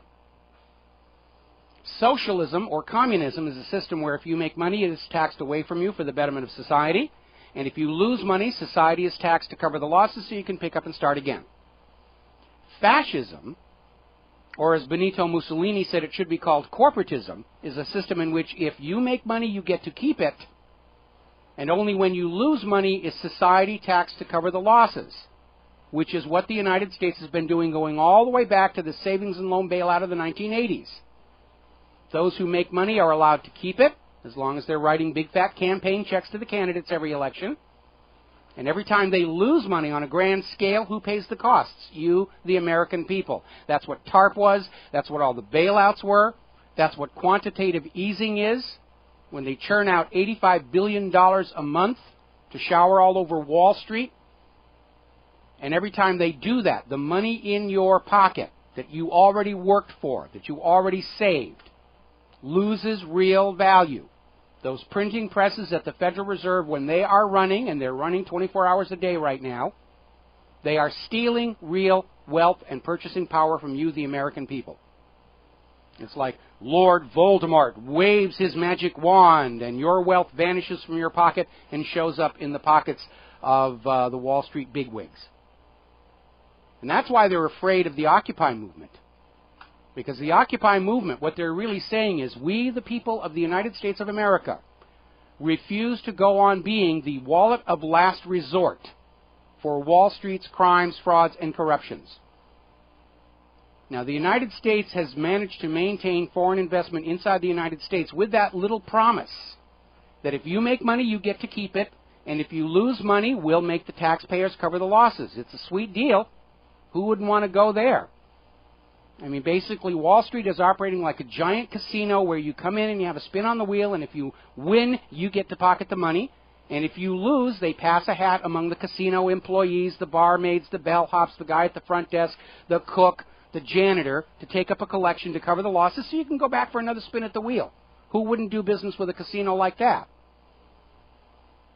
And George Bush demonstrated that with the S&L bailout. It was sold to the American people as, oh, all these widows and orphans and pensioners, we've got to save them. And yet the vast majority of the accounts that were replaced by the Resolution Trust Corporation were numbered and brokered investment accounts from various entities, foreign investors, and the Central Intelligence Agency, which was using the S&Ls as a giant money laundry during Iran-Contra. And that's the system we are in right now. We are not a capitalist nation. We are a fascist nation. And the message the Occupy people are putting out there, and you should join them, is we, the American people, will not cover business losses any longer. And it's not even a question of whether we're willing to or not. We don't have it. Along with their belief that they can still lie to us in the halls of power, they have a belief that there's still vast untapped pools of wealth out here, and all they have to do is figure out a way to scam it out of us with carbon taxes or some other fraud to replenish their losses. But it's a failed concept because that private central bank, by design, always creates more debt than money with which to pay that debt, and that is why every single nation enslaved to such a bank is drowning in debt slavery right now. I'm going to take a break. We'll be right back. America, welcome back to the show here. The phone lines are open, 800-313-9443. We're coming up to the end of our show here. Apparently, Bill Daley, who's a former White House cabinet member and brother of Chicago's former mayor, is canceling his plan to run for Illinois governor in 2014. So, dropping out there. I want to talk a little bit about the economy. And I think most Americans are probably very much aware now that the U.S. government is taking all this money away from the American people, and they're not spending it on the American people. It's going to other places, going to war, going to Wall Street, going to Israel. The latest study by the U.S. government is saying there are something like 7,000 bridges in the United States of America that are not considered structurally sound because maintenance on them has been deferred. The country is rotting away underneath us. Every time they talk about austerity and spending cuts, it's always spending cuts for education. It's spending cuts for maintaining our roads, bridges, and schools. The things that we pay taxes for are the first to get cut. Now, out in Los Angeles, there's a big stink there because apparently the illegal aliens in Los Angeles are going to start receiving welfare benefits to the tune of $650 million. Now, for the rest of the country, almost 50 million legal citizen Americans are now on food stamps. Does this sound like an economy that's functioning? Does it sound like a nation that is the greatest nation on earth? Now, earlier today, I ran a poll on my website because we're hearing the talk about, oh, the government will shut down next month unless they raise the debt ceiling and plunge future generations even further into debt slavery than they already are right now. And I put up a little poll. The debt-crippled U.S. government should shut down, and the choices were for a week, for a month, for a year, and permanently one hands down here. All right, we're going to grab a phone call. Jerry in Seattle. Aloha, Jerry. Welcome to the show. What's on your mind? Hey, I appreciate you being on the air, and I'm glad. I didn't think I'd have the opportunity to talk to you, but I just wanted to say one thing, right? We have a lot of things going on here. We got a war with Syria. We got economic collapse impending, and all this other things going on. But I think we need to revert back to the Federal Reserve Act of 1913. Mm-hmm. The charter is a 100-year charter. And it comes up 100 years, and then Congress, I don't know what they have to do. Maybe they have to rectify it or stuff. Maybe I'm thinking all of this stuff is a distraction because nobody's focusing on the fact that the reason that while we're going into these wars and we have this fiat currency is based on the fact that the Federal Reserve Act comes up the charter. Well, actually, that's not accurate. The original Federal Reserve Charter was for 100 years because during the first and second banks of the United States, they were chartered for only 20 years, and of course, getting the charter renewed proved to be extraordinarily difficult, in fact, indeed impossible. The Congress refused to renew the charter for the First Bank of the United States, which prompted the War of 1812. Andrew Jackson shut down the charter for the Second Bank of the United States, which prompted an immediate assassination attempt on him.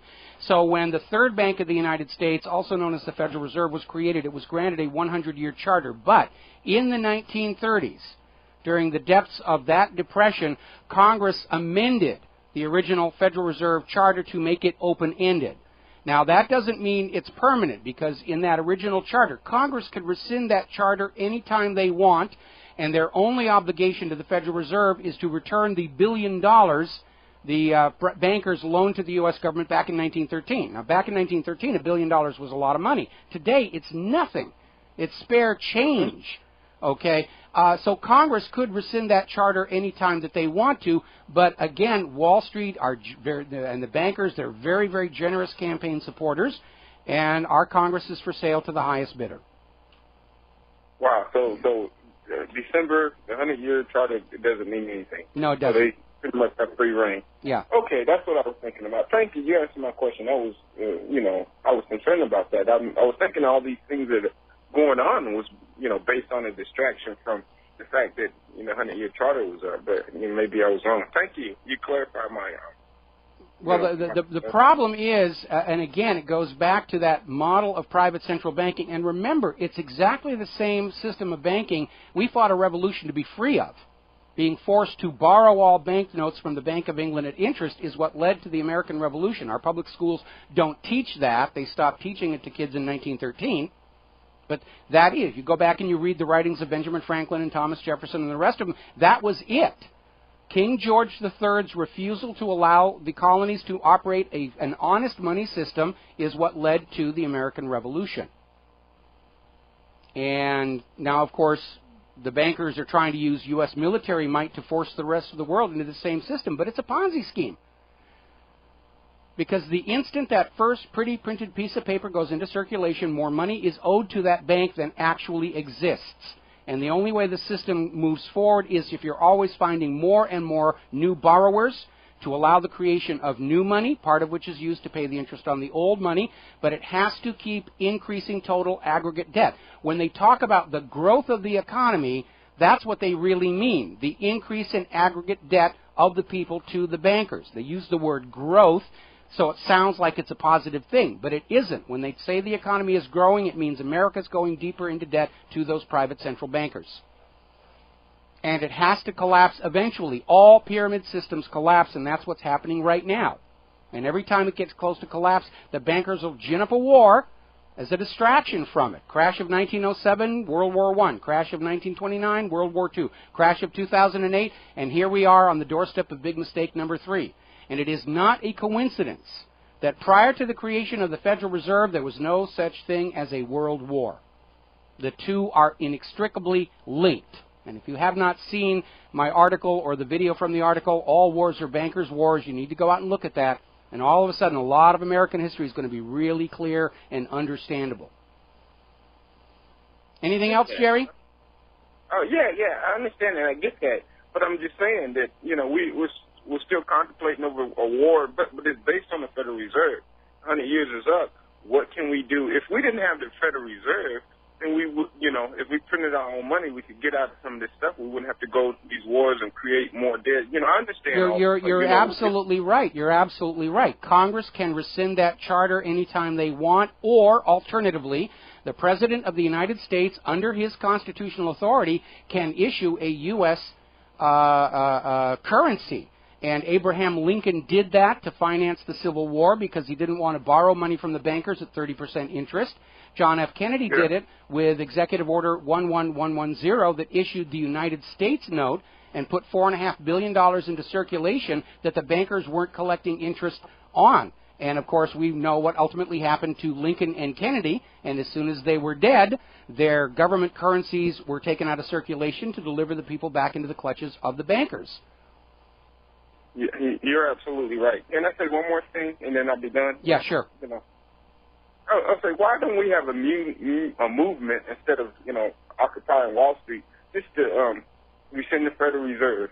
That's what I think we should do. I think if we're going to have an economic collapse and it's impending, then why should we go up to another foreign currency that's going to do the same thing? Why don't we, if the dollar's going to collapse, it's worked out for America pretty well, but if it's going to collapse, then why don't we just have a movement before this happens to get the United States government to print its own currency instead of going to the New World Order and the universal currency? Why don't we start a movement? Why aren't we pushing for that? Because eventually it's going to end up being the same thing. I'm sorry. Well, I think that's a big part of the Occupy movement as well. We got to take a break for commercials. We're trying to get Anthony Freda on the line, and we'll be welcome back to the show. And joining us on the phone right now is artist Anthony Freda. And I wanted to have him on the show because I saw some of his artwork. He makes posters, and he combines this unique kind of 1930s deco style with very contemporary issues. And it's sort of a flashback to an era before there was an internet where a lot of protesters would express their sentiments through artwork on the walls. And there's a quality about the posters that just, I connected with. And Anthony, tell us how you sort of got into this idea and how you see art as having a valid function today in expressing the frustrations of ordinary people. Hey, Mike. How are you? Great to talk to you. Thanks for having me on. Well, I'm an illustrator. I do a lot of work. I have for years for the mainstream media, and I kind of want to bite the hand that feeds me. So I've figured out a way to get my work up on websites that are alternative media and that give an alternative view to the war machine and the just the mainstream parrot mockingbird media. And I'm able to do with imagery the same kind of thing that you're doing with your voice, and that's really what I'm excited about. Turning it on its head. Propaganda and art, all of the fascist regimes, and even America have always employed great artists to get their point of view across through visual propaganda, and it's been very effective to promote war and to tug on the heartstrings and promote this kind of jingoistic patriotism. And I'm trying to flop that on its head and make people question that with the imagery that I create. Well, there's a lot of artwork out there promoting world peace, but there's a quality about your art that just I felt really drawn into it. How would you describe your style of your illustrations? I work in a variety of styles, but I definitely I like you said, the old graphic styles of the that were employed by people like the Nazis and the Italian fascists, and they had some. These guys were bad guys, but they had great artists working for them. They had the money to be able to get the very best artists of their time, and those artists didn't have a lot of options, I'm sure, under those regimes. So they were either working for them or they were probably in a lot of trouble. And which is there's some parallels going on today there, but no, I think my work is popular because I try to use humor and irony and try to it's like Oscar Wilde said, if you can tell people the truth, you better make them laugh or they'll kill you. So I'm trying to do that, because otherwise, the things the issues that we're talking about, war and peace, are so serious that you run the risk of just pushing people away because of the how serious it is, and people don't want to hear it. So, but if you put some humor into these, some dark humor and some irony into these, inject some into these issues, then you have a better chance of getting the message across, I think. Well, to me, I know everybody has a different definition of what is art, and I know that some of the I used to live and work in Los Angeles and Hollywood, and I'd see all these galleries full of canvases with just colored splotches on them, and the artist would just say, well, if you're not getting my message, then there's something wrong with you. But art, I feel, should communicate, and it should lure people in, and it should always make them think about what they're looking at. And again, there's just this quality, because I went over to your website, and I've got it linked to the front page of whatreallyhappened.com, and just paging through the posters that you have over there on the right-hand side, there's just this quality about them where you just want to sit and keep on looking and see what's in there. And they do make some very, very strong comments. It's not like you're simply putting up a poster saying you are being abused, but you're putting up imagery where people who are looking at it are going to start thinking, yeah, this kind of represents what I'm feeling about what's going on. And it is very good artwork. And I did want to call some attention to it because, as you said in the first part of the interview, you are biting the hand that feeds you because you do a lot of work for the corporate media.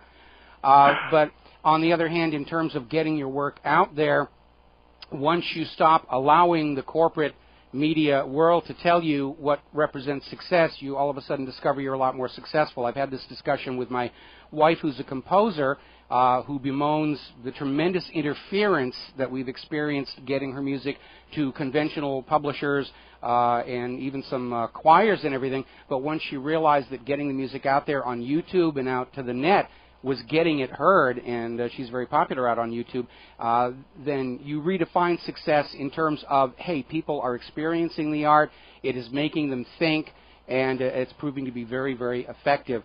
So, again, the reason I wanted to have you on the show, there's just something about your work that just sort of draws people, or at least it draws me in. I have a tremendous resonance looking at it. Well, thanks so much. And I think the reason that it's resonating with you is because people are tired of being lied to. You know, they're tired of the same mainstream narrative, and they're looking for something that, like you say, they connect to. And these images, I want these images to be a starting point for discussions. And I put them out there, and they're purposely provocative, and they kind of, poke fun at the mainstream narrative, or they question it in ways that people might not have thought about, or they thought about, but they haven't fully articulated. So that's what I'm always trying to do, to try to hit a nerve there and say, let's think about this further. Let's question it. There's nothing wrong with asking questions. And I don't have the answers. I'm just an artist, but I'm asking questions, and I think that is what keeps a democracy healthy. Accepting the top-down narrative from the mainstream corporate and state-controlled media, that is a fascist idea, and we're supposed to be the antithesis of that. So we were once long ago. Yeah. Looking at your artwork, it would look perfectly at home on the wall of a gallery or a museum. It's quality work. The image that I first was shown was one that you had done about bankers involving an octopus. And I noticed I'm not able to find it at your actual website. I don't know if you're going to put it up there as part of your portfolio, but I think it should definitely be there as public awareness grows about the abuses of our current economic system and the recognition that our banking and economic system is not what this nation was started with. I think there's a message there. Yeah, you're right. And that image is out there. It's on my Facebook page, and it's on my Tumblr page. So, but you're right. I need to get that on my website. And that's another thing, exposing the things that you talk about. I mean, I love the fact that you are you call yourself a peace activist, and I know you've done so much great work in that vein. And this is what I'm really interested in. This anti-war movement, because the mainstream media, they're the pro-war movement. They're always hyping and promoting the next war. We are literally the alternative to that. And we just had some success in Syria, I think. Yeah, we did. That's so exciting, Mike. Sometimes I'm sure you feel like you're just, screaming into the abyss and nobody listens. But you know what? This time they listened. This time they listened to what we were saying, and they looked at the information that we put out there, and the evidence, and the narrative that was contrary to the official, Pentagon scripted bull. Well, the American people are definitely waking up. Zbigniew Brzezinski called it the global political awakening. Of course, he sees it as a bad thing because, like John Kerry, he thinks awake, aware people just make it hard to run the nation the way we think it ought to be run. We're almost out of time here. Would you please share the name of your website with everybody listening to our show? It's AnthonyFrida.com, and there's links on there to different projects I'm working on. All right. Well, thank you very much for spending some time with us today. I'm going to have to let you go because we got to do a wrap-up in the last 15 minutes. But again, I just like looking at your artwork. I could easily see it, on the walls of a museum or a gallery someplace. And maybe it's because of my AGE, but I just see so many so many elements in there. You have good taste, Mike. That's what it is. Okay. Keep up the good fight, man. And keep attacking, my friend. Yeah, you can tell from how I dress what good taste I have here. All right. Take care. All right, thanks an awful lot. That was Anthony Frida. Getting tired here. Anthony Frida, and his website is linked from my website. And for those of you who appreciate the visual arts and the graphic arts, and you're tired of all the visual and graphic arts promoting the pro-war, pro-banker agenda, it's definitely worth going over and clicking on some of the links. It's a very wide web page, so when you go over there, you may have to scroll your browser over to see all the thumbnails that are over there on the right-hand side. But it's just interesting to page through and look at it.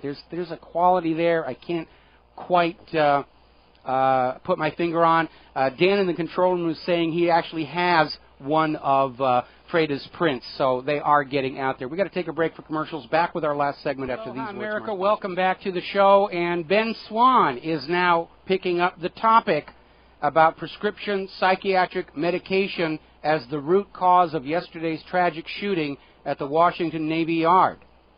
And the corporate media is going to have to deal with this issue because they can't find anything else to explain what happened. He wasn't religiously motivated. He was a Buddhist. Wasn't Muslim. Wasn't connected with anybody in the Mideast.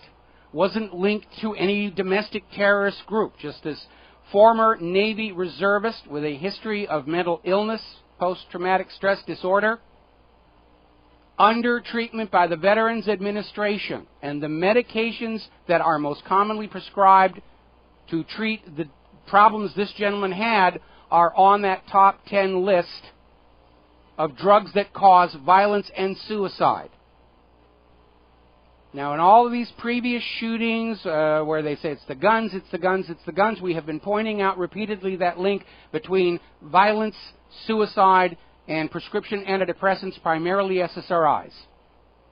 And always the corporate media will look someplace else and say, oh, he was this, he was playing violent video games, he was that, and looking for someplace to dump the blame, and they can't find it in this case.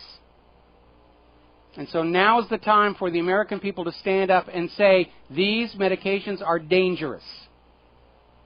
20% of Americans are on them. They give them to kids at school for attention deficit hyperactivity disorder, which is a made-up disease. When I was a kid in school, we called it teacher is boring me, because they're spending all the time with the dumb kids. And the smart kids don't have anything to do, so they look out the window. These medications are a huge profit maker for the pharmaceutical company, and yes, some people taking these medications tolerate them reasonably well. Others do not, and that is the problem. Again, go to ssristories.com, and you will see all of these documented cases of the link between these prescription psychiatric medications and acts of extreme, senseless violence and suicide. I remember one case that stuck in me was a kid who had been prescribed these medications at school, and he tried to commit suicide, and they intervened, they stopped him and prevented it, and when it was all over, they said, why'd you try and kill yourself? And he said, I don't know. It just popped into my head, and I went with it. And I personally had a bad experience with these medications many, many years ago when I was going through the breakup of my first marriage, and I was seeing the doctor on a completely unrelated medical issue. Back in those days when I naively trusted the medical establishment to really be concerned about my health. And the doctor said, how's your life? And I said, I'm, going through this breakup here. Oh, you're depressed? Well, I'm not exactly cheerful. Here, have a prescription antidepressant. And I don't remember the specific one that was given to me. I wish I did. Because I took them for about 3 weeks, and I felt wonderful. I was happy. I was fun to be with. And then the 4th week, I had a crash. And the only way I got through that crash was I just kept saying over and over again, this is a chemical reaction, this is a chemical reaction, this is a chemical reaction. And I threw those pills away, and I will not ever, ever, ever take anything like that ever again. And so along with all the known documented cases of murder and suicide, we have to ask ourselves how many people on these medications are getting into bar fights they otherwise would not. How many are having episodes of road rage they otherwise would not? These are very dangerous medications, and guns and gun owners are being scapegoated for it. And in the current case with Aaron Alexis, they can't find anything else to blame for this shooting. Yes, he got fired last January. Yes, he was under stress, as most Americans are. But what put him over the edge? And how do these medications influence that behavior? And we need to know this, because if 20% of Americans are on these medications and they're causing problems and violence, then we know that probably 20% of the police force are on these medications. And look at how police brutality against the American people has exploded in recent years. And if 20% of Americans are on these medications, then 20% of the government are on these medications, probably more, because wrecking your own country, I imagine, is causing a great deal of stress and depression. During his first term in office, Obama was acknowledged to be dealing with depression. Is he on SSRIs? And if he is, do we want to leave him with the keys to America's nuclear arsenal? Because if Obama and the White House staff are on these medications, it goes a long way to explaining the very poor thinking and analysis we have seen on display over the last several months.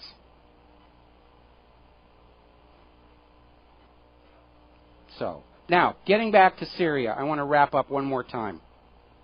I cannot tell you how important it is for everybody listening to this show and everybody you can talk to make a point every time somebody gets up and pushes for war with Syria, like John Kerry's back up there saying, oh yes, the UN report blames Assad. It doesn't. They're lying to you again. You need to email them, fax them, call their office, and say, we know you are lying and we are not going along. If you think war with Syria is great, here's your rifle, here's your parachute. Watch your head climbing into that plane, and we're going to call Assad and tell him you're on your way to kick his butt all by yourself. But after that whopper you told us all about Saddam's nuclear weapons, we're going to sit this one out and keep our kids safely at home. And when these talking heads in the corporate media and these politicians get that same message from thousands and thousands and thousands of Americans, we'll break their confidence that they can lie us into any more wars or false flag us into any more wars. We have to get through to them. Those days are gone forever. They're desperate to get their wars going, and we can stop it. We already proved it once on Syria. Doesn't mean they're not back for another try. It's like Obama said on his interview the other night when the host of the show said, the American people aren't supporting your war in Syria, and he said, not yet. They're not giving up, and neither should you.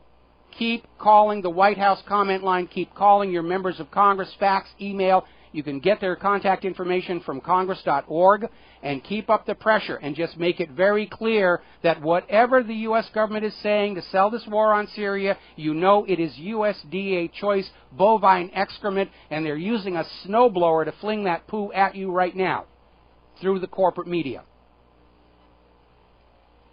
And if they succeed in this war with Syria, and they'll take it into Iran, they're already trying to blur the line between them, it means we will wind up in a war with Russia and China, a war that the United States cannot win conventionally. Because the United States does not have the money, they don't have the manpower, and they certainly don't have the manufacturing to sustain a prolonged ground war against Russia and China, and that means somewhere between the start of the invasion of Syria and final capitulation by the United States government, they will resort to nuclear weapons, because the United States is the only nation to have used nuclear weapons against civilians in history. They've done it before, they will do it again. It's a guarantee. And that'll be a bad day for anybody not wearing 2 million sunblock. So it's time for we the people to stand up and recognize we are one people, one American people, of all colors, all orientations, all genders, all ages, all races, all beliefs. We are one American people, and if we stand united, we can take back control of this government. Because it's supposed to be our government. They're supposed to work for us because this is our nation.